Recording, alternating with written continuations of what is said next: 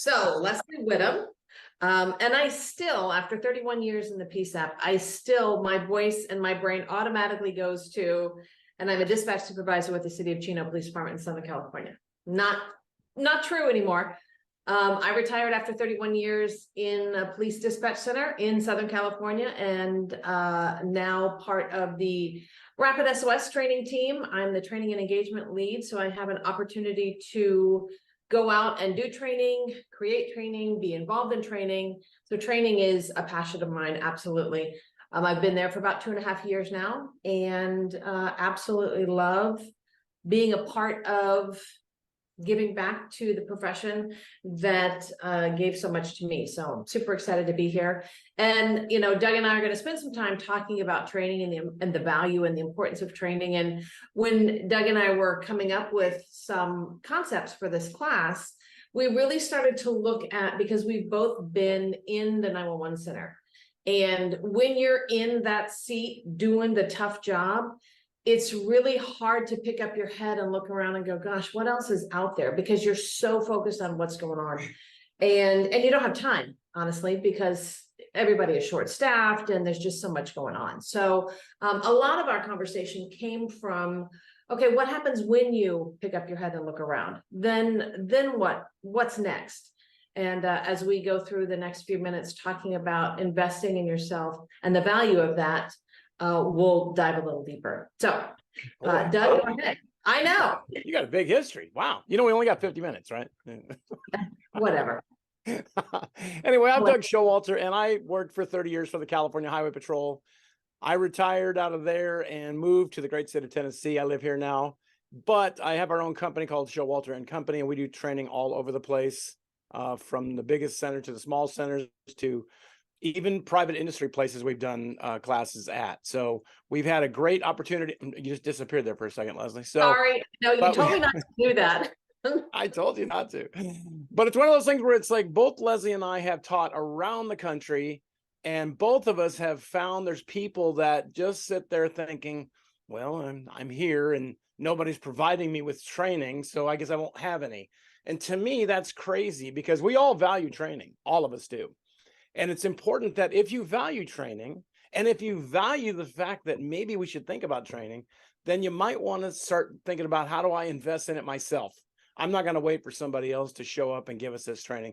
I'm going to do it myself. And I'm not sure where Leslie went yet again, but she loves to disappear. So our topics today are going to be these things here. How many times have you heard people say, yeah, we haven't had any training in a long time, or the training we have is just, it doesn't mean anything to us. It's some crazy thing. I don't even know what it is, taught by somebody who never did the job telling us about things. And so that was kind of crazy. And we've all heard those kinds of lines, where the best training I got was the first year I was on the job when I was in training. After that, oh, well, we would never settle for a pilot to say, yeah, hey, I got training 20 years ago. I haven't had any kind of refresher training, so hopefully I know how to fly this damn thing. You'd never settle for that. Or a surgeon, as you're getting ready to go under the knife right there, and he says, man, I haven't had any training since the 50s. This is going to be great. It's like, we would never accept those kinds of things. But a lot of agencies do. A lot of agencies come up with the excuses of, we are short-staffed, it costs too much money, we just can't do this kind of a thing. And it's like, those excuses are great for that place, but I'm talking about you. What are you going to do to improve yourself and investing in yourself? And we talk about those things. And one thing that I do talk about is, and I hate to date myself, but is those glass Coke bottles, those old time glass Coke bottles. Do you remember those, Leslie? Yes, as a matter of fact, I do, but I think it's only the two of us that do. That's probably true. So, but they used to have imprinted on the bottom of the glass thing that no deposit, no return. And that meant if you didn't return the glass bottle and you get your 2 or 3 cents, whatever it was worth, you're not going to get paid for it. But I take that to say, what about us? Do you make deposits into your career that you're going to get a great return, because you're going to be so experienced and so much knowledge that you're going to be, man, I got this thing. But a lot of times we don't want to make those deposits. We want somebody else to make that deposit in my career. No, we want you to do that kind of a thing. All right. So Leslie, why don't you start it off with one of our topics here? We got we got so many topics to talk about today. You know what? It kind of sounds like, because one thing we didn't mention, are We Speak dispatch sessions. Oh my God. Well, I was going to throw that in at the podcast section, but that's okay. Okay, but we have these, for those of you who are not familiar with We Speak Dispatch, it's truly a group of us, Doug and Glenna and Jill and Joe, and just a number of different people, John, who used to work together and provide training. And like everybody else during COVID, got to a point where we were joining meetings like this, Zoom meetings, although we call them happy hours, but that's neither here nor there. It's too early for that yet. And Never that early. most often we ended up talking about work. We ended up talking about training. And so we thought, well, gosh, let's get a podcast together. So when Doug was looking down going, okay, let's see where we're going to start. That's exactly how our We Speak Dispatch podcast start too, because we've got such a long list of things. So well, one thing just to kind of piggyback on what she said right there is the fact that our podcast is basically geared to provide some education, but it's also geared to inspire you to go find some stuff and to go out and see what's available to you out there. I mean, when people say they don't get training, I'm talking all levels. If you're a supervisor, I ask supervisors all the time, what kind of training did you have before you became a supervisor? Oh, nothing. Nothing. They didn't give us any training, just put me in the office. Now I'm here. Or like me, when I promoted, my very first time I promoted, I got sat on a graveyard shift with 3 very senior, very disgruntled supervisors who told me things like, don't rock the boat, don't cause any trouble for yourself, don't talk to people, just stay in the office and be quiet. And I'm like, what kind of mentorship was that? That was horrible. Right. And, I'm looking at the chat and I'm looking at things, and Gary, 911 Bowler, talking about he was mowing lawns in the dark last night so he could go to conferences. And we were having a conversation through chat at the beginning of this conference, just the ability to go to different meetings and conferences and things like that. And one thing that, and this is a great place to start, let's talk about those conference opportunities where, a lot of your agencies are not going to be able to send you necessarily to the conference, pay for your travel and all those things. There are a number of different ways that you can still get your foot in the door going to conferences. And one of the easiest ways, especially if it's local to you, is to volunteer. Because NENA, ABCO, the state chapters, everyone needs people to scan people into the courses or unpack boxes, all of those things. So if you are looking for an opportunity to go to a conference and your agency is not going to be able to send you, see if you can volunteer. Because if you volunteer, say for 2 hours, that gets you an hour on the vendor floor. If you volunteer for 1 full day, then you get the next day to go to sessions. So there are ways for you to get to conferences that allow you to be a part of something while you're not relying on your agency. Another thing to do if you are looking at traveling to a conference, and Doug and I, we're not here to say, oh, this one's better than that one and don't go here, but you got to go there. That's not what we're talking about. But I know through experience, through the National Academy or International Academy now, that the Navigator Conference, if you are looking for ways to present a session, you've got a great idea about a session that is going to be relevant for dispatchers and call takers across the country. Anyone who works in a center is going to get something from your training. The International Academy, if you recognize and you submit call for papers before the deadline, the International Academy will pay for your travel, your lodging, and the day that you present at the conference. It costs you nothing. So it may just mean that you've got to take some vacation from your regular job, but make sure that you are on some sort of list, create a Google Alerts or however you want to do it, so you don't miss those opportunities for call for papers, because the International Academy will pay for you to get there. And some of the other associations will also provide you with an opportunity to go to the vendor floor or go to other sessions if you are presenting at that conference. And then one last thing before we get off the topic of conferences. We're going to stay on the topic for a few minutes. Okay. Sarah Weston, you just saw her, 911 Wonder Woman, and a number of Rapid SOS. There are a number of different vendors, private organizations that offer scholarships for people to go to these conferences, knowing exactly what that excuse is that, well, my agency's not going to send me, I can't afford it, you can submit for Gold Line scholarships or 911 Wonder Woman scholarships or a number of different things that will, again, pay for your registration and pay for you to attend that conference. So while it's not as easy as just submitting something to your supervisor and saying, yay, I get to go, there are ways that you can go to a conference that don't rely on what your agency says you could or couldn't do. All right, Doug. And Leslie and I both have worked for agencies that don't send us to conferences. I don't care if it's down the street. They're not going to pay a dime to go. But the funny thing is, they'll pay for people in high management to go. But I'm like, what about the people that are doing the job that could benefit the most from this thing? Why would we not send at least a representative of one of them, somebody to go? And to me, it's just like, do they value the importance of a conference? Now, here's the thing.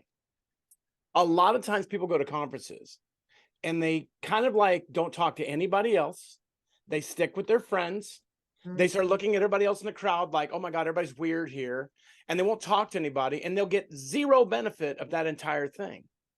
And to me, it's like you've got the opportunity of a lifetime to go back and say, hey, hold on a second here. I want to go to this conference because I want to learn these things. And when I come back, I'm going to bring all kinds of ideas and information and things like that that are valuable. Because if you come back and they say, okay, what did you get out of this? And you say, we went out drinking one night and then went to a party. That's going to be a bad thing. Nobody's going to want to send you ever again. But if you come back and say, I've got a list of things. I went to a couple of sessions and got some information from this person. I went to the vendor floor and talked to them about new technology and things that are out there right now going on in our centers, that it's important to do these things. And Leslie and I both have trained around the country where we hear from people that are in the class saying, I paid for this myself. And I'm like, that is just sad. And it's unfortunate because, I mean, it tells me that they're really dedicated and they want to have the training. But a lot of agencies don't place the value on the training because when people come back from training, what do they bring back? Do they come back and say, I learned all these things and this is great and we should be trying some of these things and let's try this stuff and do these things? Or do they come back and say, yeah, I went to that class. Yeah, that's it. And it's like, then what's the point? What's the genesis to have them say, maybe we want you to go again. We want you to go to a different class. We want you to go to these different things out there.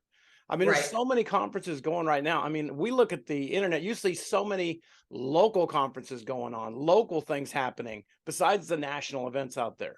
And it just, to me, it's like, you have to take the time to say, if I'm going to get to go and get this great thing, I better appreciate it and take it back to my agency saying, look, I'm so glad you sent me because here's what I've got. I've got all these great ideas out there. I mean, it is something that I definitely think about with these scholarships and all these other things you can get. If you just step out of your comfort zone and say, let me try to find something else out there. Let me try to find these things. It's important to hear that stuff. It's one of the things, and the beautiful thing about the Gold Flame Conference right now, and we're seeing it in the chat, is as dispatchers, call takers, whatever your title is, I always laugh that, we can solve a problem in the first 15 seconds of a call that has taken decades to develop. But if you ask a call taker or a dispatcher to go and have a face-to-face conversation with somebody, it's like, oh no, I don't want to talk to people. But the great thing about what I see in this chat here, and especially for these virtual conferences that I absolutely love that y'all are a part of, is that people are having those conversations and they're reaching out and they're finding that thing that binds them together and says, oh, you live there? I do too. And all of these things. So it's a great way to practice networking.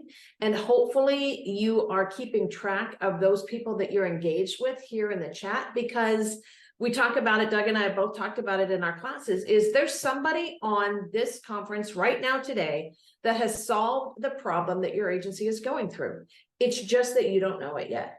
And so it's really important, as much as going to the sessions and listening to things about next generation 911. And I absolutely loved Sarah's analogy of Netflix and the internet. I'm like, that is perfect.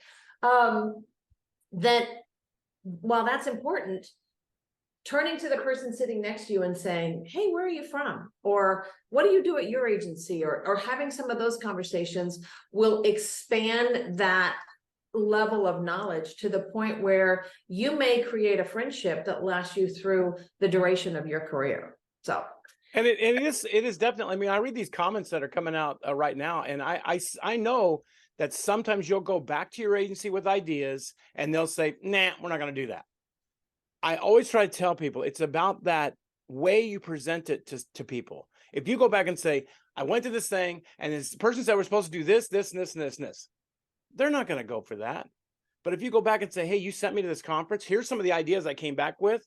What do you think about these? And get their input to say, I don't know, and say, you know, I'm willing to help out and try these things myself. I'll help you start this stuff. And that's what it's about. It's about showing that kind of idea of, you sent me, you paid for this thing for me to go, and now I'm back.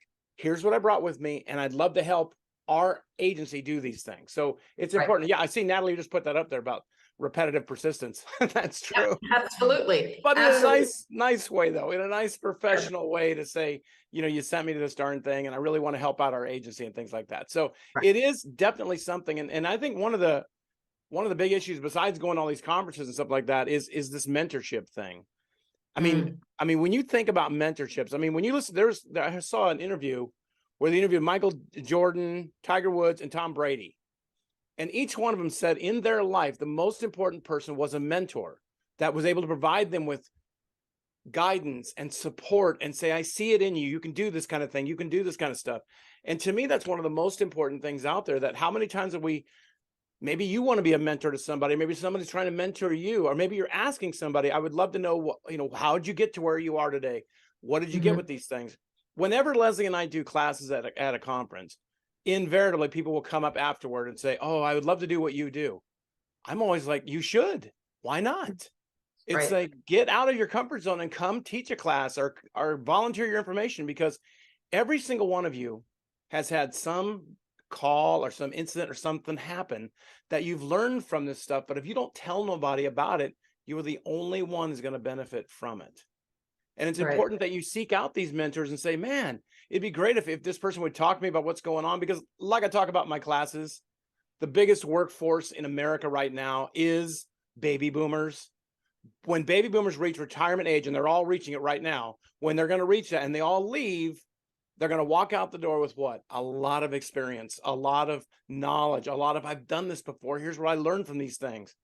And if you choose not to capture that and talk to somebody and say, hey, I know you've been on 20 years or whatever. What's the most, if a call you've had that really sticks with you after all this time? It's important to have that kind of stuff and say, I've got the experience of, I'm using this person's knowledge to make myself better. I'm not going to wait for that person to go, hey, hold on, I got something to tell you. I'm going to ask them, please tell me about what happened when you worked during this time or that time, or what did you learn from these events? Because there's so much knowledge out there that just goes to waste. And if you don't try to grab it yourself and say, I'm not waiting for somebody to tell me this stuff, I'm going to go find it. I'm going to go get this information out there. Right. And you talk about generations, and, this isn't going to be a, bash one over the other or anything like that, but something for everybody who is watching this session right now to know, whether you're line level or all the way up to a supervisor, manager, or director, that there have been studies that have shown that 60% of people who are in the workforce would choose a job that offers professional or personal development over more money. So what that tells me is there are people who are sitting in our seats right now who say, yeah, I like my agency and I like what I do, but I want to do more. I want to develop more. I want to have that professional and personal development.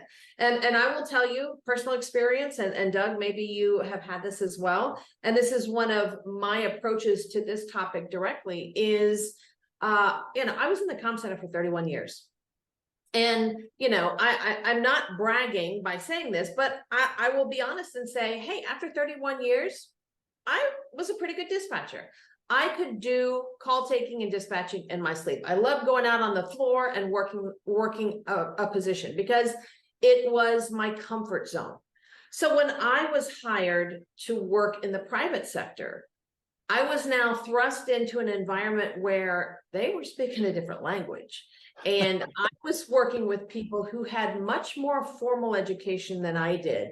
And it kind of took my breath away a little bit because, and like I said before, we're also head down work doing the thing that saves lives on a regular basis, that it's hard to look up and go, oh my gosh, what else is out there? So I really felt when I transitioned over to the private sector that I was already behind the eight ball. And so part of my conversation with Doug for this session was, we talk about training and how valuable it is for inside the center, which is it absolutely is. And we're going to talk a little more about that moving forward. But I also want to encourage everybody, even if this is your first week on the job and you don't know when you're going to retire, but it's decades from now. When we talk about training, don't just look at how does it impact my job right now, because technology and the 911 profession and public safety is changing so quickly that if you're not jumping on that train as it's speeding by, you're going to miss some of the big key components of knowledge that you need to have, not just now, but in 10 years in your career, in 20 years in your career, in 30 years where maybe you're looking for another career. So expand that expectation of training to be not just, how do I talk to a suicidal caller? Or how do I work as structure fire? Or how do I become a tactical dispatcher? While all of those are fantastic training opportunities, and they definitely have benefits for what you're doing right now, start thinking about the other ancillary topics that are happening in public safety that might generate some interest. I know, and I saw somebody mentioning taking the ENP test, and we can talk about that a little bit later too, but that includes a lot of telephony and addressing and legislative things, and it expands that vision of what it is that you do from this to this. But then it sparks other interest as well. And there's so many ways. I think Sarah mentioned 911.gov, obviously NINA and APCO and the International Academy and all of those specific associations that are for 911 dispatchers. But Doug, one of the things that you talked about when you left the comm center, but we're still giving back through your training opportunities, is you joined Toastmasters. Yeah, I mean, there's so many great organizations out there. I mean, when we first started our company, I was like, maybe we should join the Chamber of Commerce. I don't know. And so we did. And there was so many people in this thing that have their own little businesses or they're entrepreneurs, whatever. And I got to meet other people and they were like saying, oh, hey, did you go through this? We had this when we started our business. And you learn from these people and you're like, I didn't realize this is going on. And Toastmasters was another one. I never really had a problem public speaking, but I went to Toastmasters for a while, and I was actually the president of our local Toastmasters in Morro Bay.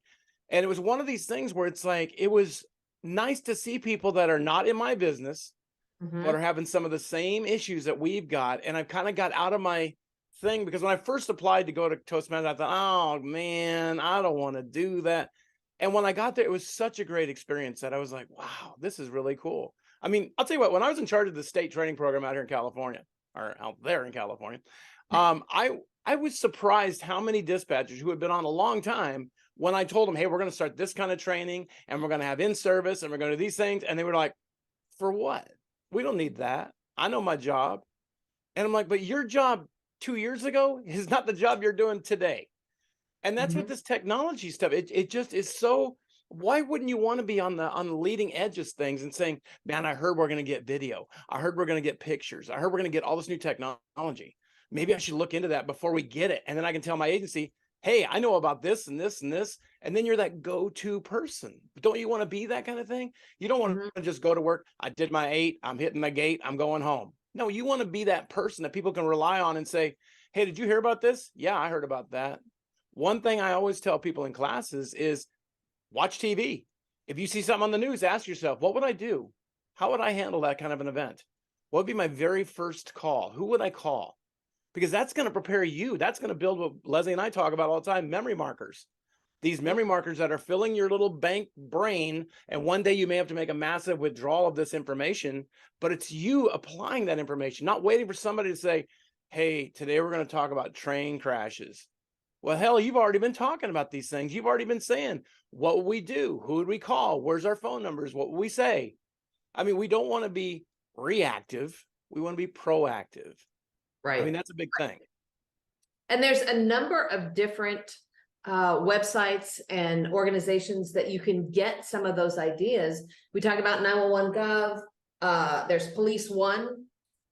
That's a great way. And sometimes I've heard dispatchers say, oh, well, yeah, but Police One, it's all about officers and what they do in the field, all about field responders. Well, who do you think those officers are talking to on the radio, on the phone? So even though it may not initially look like it has any relevance to what it is that you do, you can get a whole lot of insight as to how field responders handle different calls, and then you can start to build that training within your own center. We also use, go ahead. You know, I was just going to say that a lot of times we get so caught up in what we're doing, we forget like the resources that are sitting right in front of us. I mean, I do an exercise in our class where we talk about the use of resource sitting right in front of us. I mean, when you say, oh, you know what, that Police One site, that's only for cops, and I don't really, you're crazy, because when I teach classes, I do so much research in the private sector that I bring into dispatch. One of the people I quote a lot of and use a lot of his information is John Tapper, the guy from Bar Rescue. Now you're saying, wait a minute, Doug, that's all about running a bar and that kind of business. That has nothing to do with dispatch, except for the drinking, but it has nothing to do with dispatch. And I'm like, you're crazy. You're missing the message. He's got great business insight to say, would a successful business last if they don't train their bartenders how to make drinks? Can I apply that to what we do? Can a dispatcher be successful if I don't prepare them and give them the right tools to be successful in handling all the calls they can handle? I mean, it's a lot of times we don't look at these. I look at a lot of stuff on the outside world out there to say, what's working out there and how do we bring it in here? Now, that's me researching that stuff. And I try to share with everybody in classes and tell everybody about these things that we found on the outside world. You can do the same thing. Go to a conference that has nothing to do with dispatch. Go to a conference that has nothing to do with dispatch. Just go in and see what's going on. See if there's a message you can take from there and say, you know what? We could apply that to dispatch. We could apply these things. And that's a lot of times people get lost on the message. They're so focused on, well, I don't even know why I'm here. Listen to the message and you'll get this kind of stuff. So it's important to have those. Don't just think Police One has nothing to do with me. It has a lot to do with you. There's lots of other sites out there. In fact, let me just go back to conferences just for a second. In the last conference that we were at, I went and just made a quick list of the classes that were being offered there for free. If you're at the conference, you get to go to any one of these things. They had engaged leaders, young professionals, health and wellness, launch your own peer support, responding to drone calls, morale problems, people first planning, business of leadership, tips for a healthier you, preparing for the unexpected, stress and morale. These are all topics of classes that you could have attended and said, I'm taking this information back. I'm taking it back. And I try to always tell people, go to all these classes. Go see what everybody else is talking about. I mean, when Leslie and I are teaching, obviously you'll go to us first and then everybody else. But, but it's one of those things where it's like we have to say to ourselves, I need to kind of think big picture, like Leslie was talking. Instead of focused here, big picture. Is there stuff in the private industry out there that I can use in my business today? Yes, Entrepreneur Magazine is a great magazine. I get it all the time. It's a great one because it has stuff in there that I can say, they're talking about a business, but I can turn it into what we do and it works. Yeah. That's a big thing out there. And we've got a list, and I'm happy to share this list, but I see some people in the comments, you know, Erica's talking about, she's been a part of Toastmasters for 11 years, which is amazing. Cool. So just, you know, because we're talking about networking and we're talking about connecting with people, and we're not the smartest ones in the room. Y'all are just as valuable and have probably more information than we do to share. But I'm curious in the chat, where are you getting some of those free or online or other training opportunities that come from not necessarily attending a class that's sponsored by your agency, but what other ways are you staying up on the current issues within 911 and within public safety? So I'm seeing some look at that. Oh, look at that. Okay. Denise Amberly, awesome. Nice. That is a phenomenal class. I read a lot of Ask a Manager Online, fantastic. And that goes with what Doug's talking about with looking at resources and opportunities that may not necessarily have a direct link to public safety, but obviously has some relevance. Director, get all the dispatchers registered at Nino and Apka. Yes, I am 911. Yes. Gold Conference, Denise and Crowdcast. Awesome. Nina webinars, Denise Amberly, Dare to Be Great, Virtual Academy trainings. Hello, this Wow. is the Gold Flame Conference. I mean, Yeah. Kelly was talking about the catalog. I mean, what a great opportunity. And 3 years ago, before COVID, none of this existed. We didn't even think that we could get training without going someplace. And now look, we've got people from Alaska all the way down to Florida that are sitting in this training and talking to each other and sharing these ideas. Cyber investigations, awesome. Wow, Leadership, that's cool. Adam Tim, outside the box leadership stuff on TikTok. Yes, I've got YouTube and TikTok on my list as well, because we are now in a society, and I dare you to say, nope, I don't do this, is when you have to change the battery in your heart rate monitor, are you pulling out that little book that's got font of 0.5 size? Are you going on YouTube and trying to find, how do I change this battery? YouTube has become, and I remember, because I'm this old, when YouTube didn't exist. And I remember when it was coming out, and I know, and people were talking about, it's, oh, you're going to share videos and stuff. And I thought, who cares about my home movies? But I'm here to tell you, that's my first term every single time. No before, I'm not familiar with that one. VRSA, Police Academy, Police One, Training, 911 Heroes, training magazines, YouTube University. How about LinkedIn Learning? Have people taken LinkedIn Learning? There's over, I want to say 16,000 different courses that are available through LinkedIn Learning. And many of them are 45 minutes to 2-hour sessions that you can do. Well, maybe in between calls for service, it might take you a couple weeks to get through it, but you can do them at the workstation. So LinkedIn Learning is a great way. And a lot of those courses that are offered on LinkedIn Learning, that if you take a knowledge assessment, you'll get a certificate. And now you've got this personnel jacket that is expanding because of training, not because of what happened with Doug and me and other issues. But that's a different class. But there are ways that you can expand your knowledge through that. How about your local community or recreation centers? I know one of our dispatchers learned sign language because she went to Saturday classes at through a course in our recreation center. I mean, all kinds of different opportunities. Coursera, yes, that was one that I had on my list as well. You can go through Coursera, and it's for a minimal fee. And there are certifications that are offered that, for example, instructional design and virtual learning, customer education. That's one thing that I learned as I left the comm center and came into my new position, is that there's a whole subculture that is all about customer education and building online courses that are relevant and dynamic and engaging, and that can share knowledge through everything on a screen, not necessarily that in-person connection.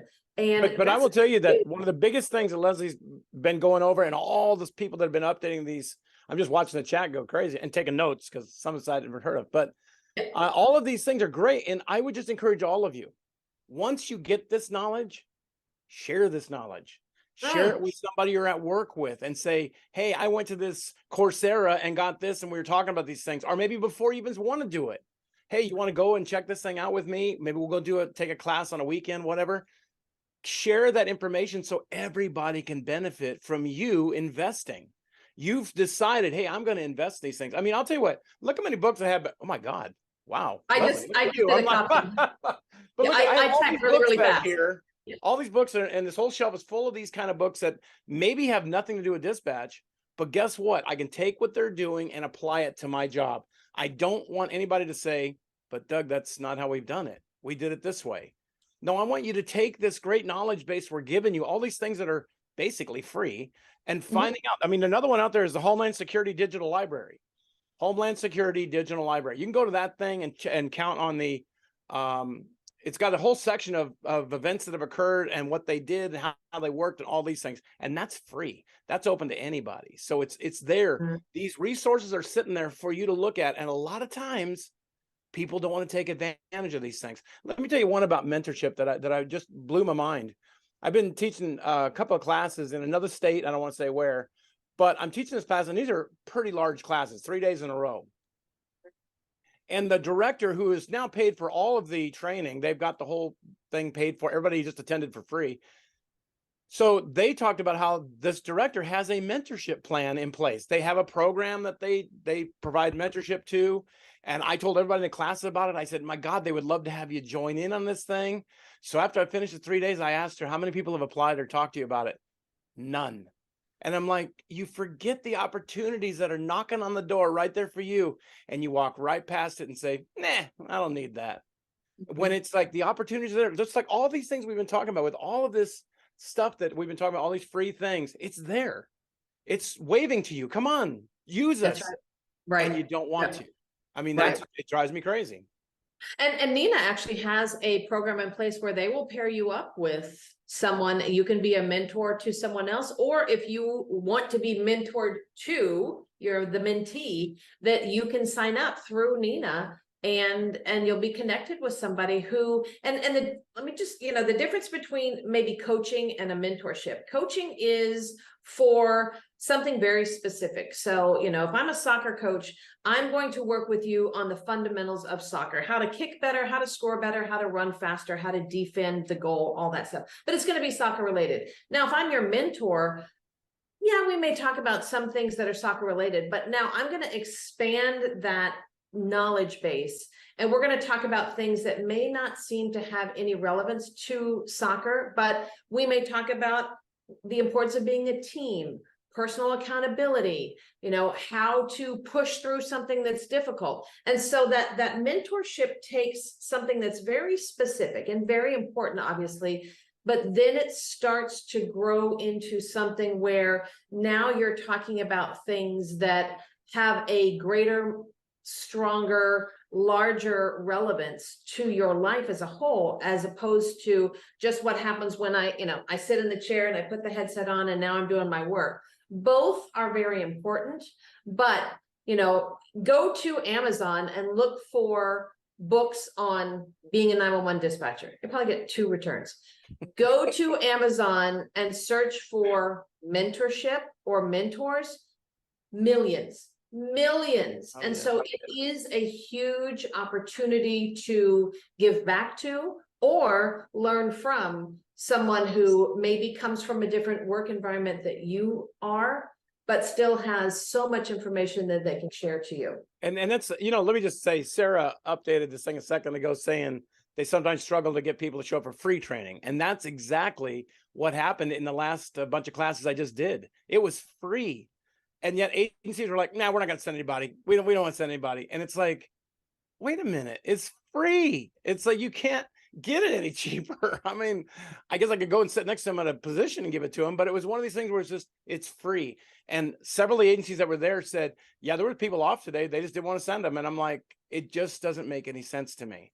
Well, and I think Doug, it goes back to what you were saying earlier, where you go to a conference and you come back with all these great ideas and you go to your leadership or you go to your supervisor and say, oh my gosh, I learned this, and this. And they're like, yeah, no. And that happens so many times that eventually you start saying, yeah, it's not worth it. And sometimes I think, and again, this is a whole nother session. I think this opportunity to go to training and value training and really see it as a way to make changes starts at the top. That hopefully, if you are a supervisor, manager, or director sitting in this class right now, and you're thinking, okay, how do I react when there's free training? Do I make it a point to send people? How do I react when somebody comes back from a course and has all these great ideas? Do I shut them down, or do I work with them and say, hey, you know what? I hadn't thought about that before. And I know Doug and I both say this in our classes that, use this opportunity that you're sitting in right now, whether you're sitting in this virtual course or you're visiting us in person or going to any training. I encourage people to go back to their supervisors, go back to their agency and say, hey, I went to this class and Obviously, you know, I learned a lot of things. I have a list of great ideas. I'd like you to look at them. Where can we start? And then now that is back on them. And then the next week, hey, did you have a chance to look at that list?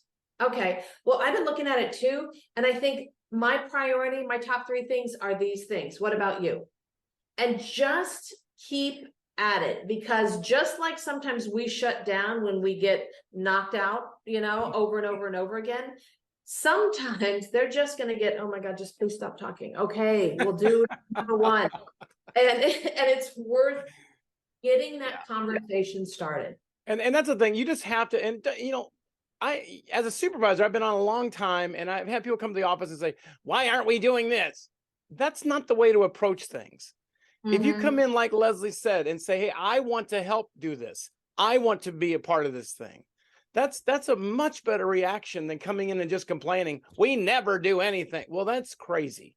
It's like, that just makes me go, you know, really, that's your whole existence? It's just crazy. And this whole thing kind of reminds me of we did a class called Power of Appreciation.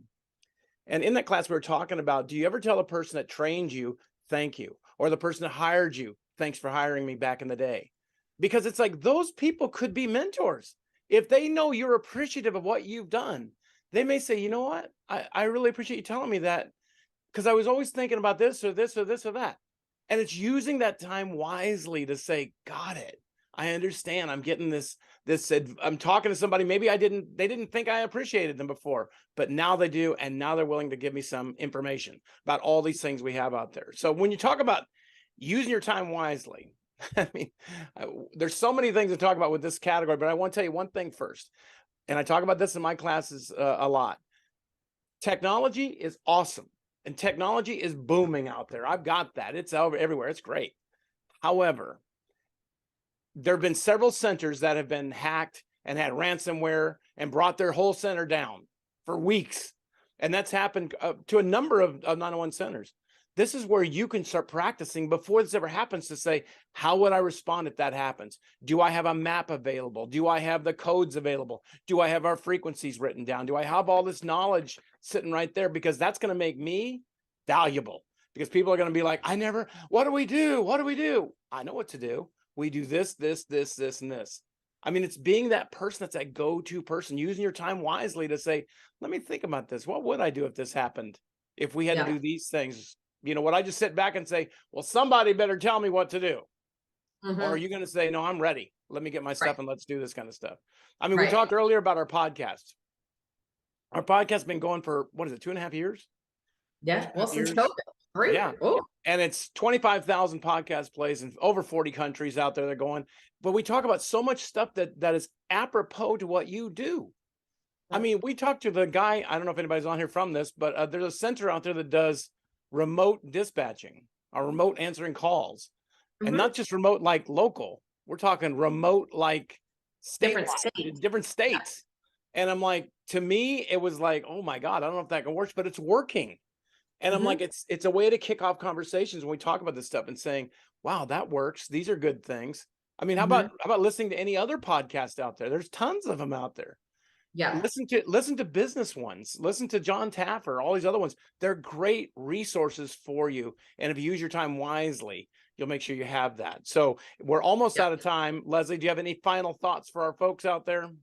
Well, I wanted to kind of revisit the read more, because at my old agency, we did have an opportunity to read leadership books, and I air quote for a reason, leadership books. And then what we would do is like an Oprah book club.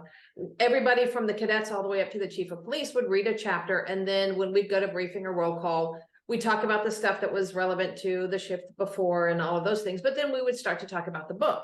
Well, what I would do, and for those of you who know me, this is not going to be a shock. I would get the book, and I'm reading the book, and I'm like, well, we don't do that, or we don't do that. Well, the leadership team doesn't do that, or we don't do that. And I would put the book down and go, wasted time. We don't do that. And I had a captain in my life kind of pull me into his office and said, hey, when you were reading those books, and I suggest this for all of you who may be going through the same process. When you are reading these books, it's not about what is the agency doing. It's what are you doing? Leslie, how are you meeting those goals? Leslie, what are you doing to increase accountability on your shift? What are you doing to be a better leader? Because if you make that change and everybody in your center is reading the same book and they're looking at it with the same set of eyes that, okay, well, what can I do to make this place better? Suddenly, one person reading a book versus 25 people reading a book, or at my agency, over 100 people reading the book with that same approach to change. Now it's a dynamic organization that people can't wait to go in and go, oh my gosh, I didn't think about that, but what about this? And it changes that conversation. So definitely reading more. I want to give this statistic that Doug wrote down because it's pretty frightening. The average American watches over 1,800 hours of TV each year, over 1,800. That is equivalent to 77 full days of watching TV each year. And I'm not going to point fingers, you know who you are. But what about when we talk about using your time wisely? What else could you be doing with those 77 days? What else could you be doing with that 30-minute commute into your workplace? Is that listening to We Speak Dispatch or another podcast? Is that looking for opportunities to maybe learn a new language? You know, what can you do? Because if you chose to read a book for only 25% of that time, you would log 462 hours of reading each year. And you know what? And I relearned this when I moved to where I am now in retirement. There's these things called the library. What is this now? That's something new. And they will allow you to take books from this building home for free. It's crazy. Wow. And it's just, again, and I totally get, and please don't think that Doug and I have, left public safety behind and we have forgotten what it's like. We haven't. We both know and appreciate and love and value the hard work that you do every single day. But if your center is like my center, we spent more time talking about what we were going to have for lunch that day than what we would do if there was an active assailant that came into our school.